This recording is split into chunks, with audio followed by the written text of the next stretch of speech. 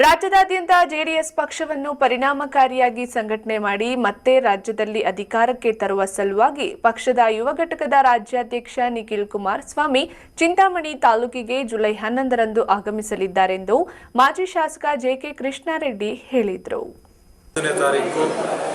ಕರ್ನಾಟಕ ರಾಜ್ಯದ ಯುವ ಘಟಕದ ಅಧ್ಯಕ್ಷರಾದಂಥ ನಿಖಿಲ್ ಕುಮಾರಸ್ವಾಮಿ ಅವರು ನಮ್ಮ ಕ್ಷೇತ್ರಕ್ಕೆ 3 ವಿಚಾರಗಳನ್ನು ಇಟ್ಕೊಂಡು ಇವತ್ತು ನಮ್ಮ ಕ್ಷೇತ್ರದ ಪ್ರವಾಸಕ್ಕೆ ಬರ್ತಾ ಇದ್ದಾರೆ.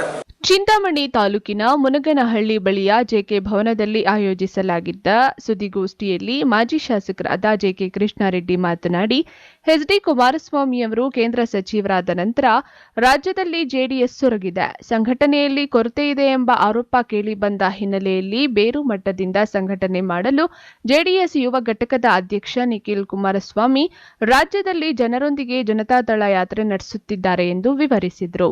ಜುಲೈ 11ಕ್ಕೆ ತಾಲೂಕಿನ ಸಂತೆಕಲ್ಲಹಳ್ಳಿಯಿಂದ ಕೈವಾರದ ಶ್ರೀ ಯೋಗಿ ನಾರಾಯಣ ಮಠಕ್ಕೆ ನಿಖಿಲ್ ಕುಮಾರಸ್ವಾಮಿ ಅವರು ಭೇಟಿ ನೀಡಿ ತದನಂತರ ಚಿನ್ನಸಂದ್ರದಿಂದ ಜೆಕೆ ಭವನಕ್ಕೆ ಬಂದು ಸಭೆ ನಡೆಸಲಾಗುವುದೆಂದು ಹೇಳಿದರು.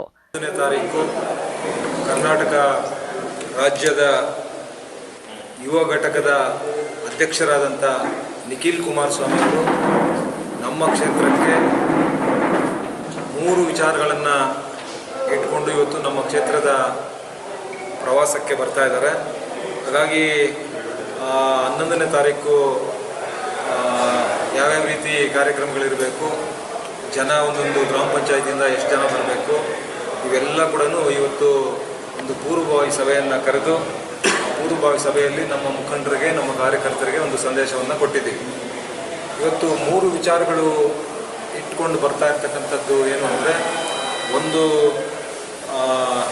ಮುಂದಿನ ಗ್ರಾಮ ಪಂಚಾಯಿತಿ ಚುನಾವಣೆಗಳಿರ್ಬೋದು, ಮತ್ತು ತಾಲೂಕು ಪಂಚಾಯಿತಿ, ಜಿಲ್ಲಾ ಪಂಚಾಯಿತಿ ಚುನಾವಣೆ ಇರ್ಬೋದು, ಮುಂದೆ ಬರ್ತಕ್ಕಂಥ ನಗರಸಭೆ ಚುನಾವಣೆ ಇರ್ಬೋದು, ಇದರ ಸಲುವಾಗಿ ಸಂಘಟನೆ ವಿಚಾರವಾಗಿ ಬರ್ತಕ್ಕಂಥದ್ದು ಒಂದು ವಿಚಾರ.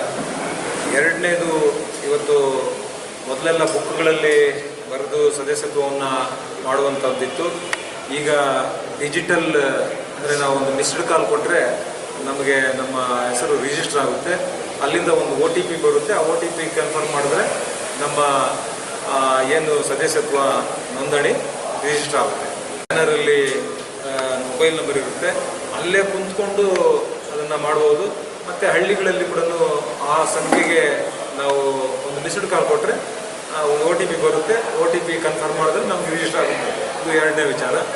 ಮತ್ತು ಮೂರನೇ ವಿಚಾರ, ಇವತ್ತು BJP ಮತ್ತು JDS ಅಲಯನ್ಸ್ ಆಗಿರೋದ್ರಿಂದ ಇಡೀ ಕರ್ನಾಟಕ ರಾಜ್ಯದಲ್ಲಿ ಇವತ್ತು JDS ಪಕ್ಷದ ಅಸ್ತಿತ್ವ ಎಲ್ಲೆಲ್ಲಿದೆ, ಆದರೆ ನಾವು ಕೇಂದ್ರದಲ್ಲಿ ನಾವು ಯಾವ್ಯಾವ ಕ್ಷೇತ್ರಗಳನ್ನು ತಗೊಬೇಕು, ಎಷ್ಟು ಕ್ಷೇತ್ರಗಳನ್ನು ತಗೊಬೇಕು ಅನ್ನುವಂಥ ವಿಚಾರ ಕೂಡ ಇವತ್ತು ಇವೆಲ್ಲ ಕೂಡ ಮಾಡಿದಾಗ ನಮಗೂ ಕೂಡ ಒಂದು ಅರ್ಥ ಆಗುತ್ತೆ. ನಾವು ಕೇಂದ್ರದಲ್ಲಿ NDA ಅವ್ರ ಜೊತೆಯಲ್ಲಿ ಇವತ್ತು ನಾವು ಅಲಯನ್ಸ್ ಆಗಿರೋದ್ರಿಂದ ನಮಗೆ 50 ಕೇಳಬೇಕಾ, 60 ಕೇಳಬೇಕಾ, 70 ಕೇಳಬೇಕಾ, 80 ಕೇಳಬೇಕಾ, 90 ಕೇಳಬೇಕಾ, 100 ಕೇಳಬೇಕಾ, ಅಥವಾ ಎಲ್ಲೆಲ್ಲಿ ನಮ್ಮ ಅಸ್ತಿತ್ವ ಇದೆ ಇವೆಲ್ಲವನ್ನು ಕೂಡ ಇವತ್ತು ಈಗಾಗಲೇ 4-5 ಜಿಲ್ಲೆಗಳು ಪ್ರವಾಸ ಮಾಡಿದ್ದಾರೆ.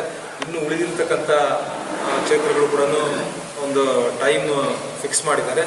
ಈ ಸಂದರ್ಭದಲ್ಲಿ ಜೆಡಿಎಸ್ ತಾಲೂಕು ಅಧ್ಯಕ್ಷರಾದ ಬೈರೆಡ್ಡಿ, ನಗರಸಭಾ ಸದಸ್ಯರಾದ ಮುರಳಿ, ಮುಖಂಡರಾದ ಮಧು ಸೇರಿದಂತೆ ಜೆಡಿಎಸ್ ಪಕ್ಷದ ಕಾರ್ಯಕರ್ತರು ಭಾಗವಹಿಸಿದ್ದರು.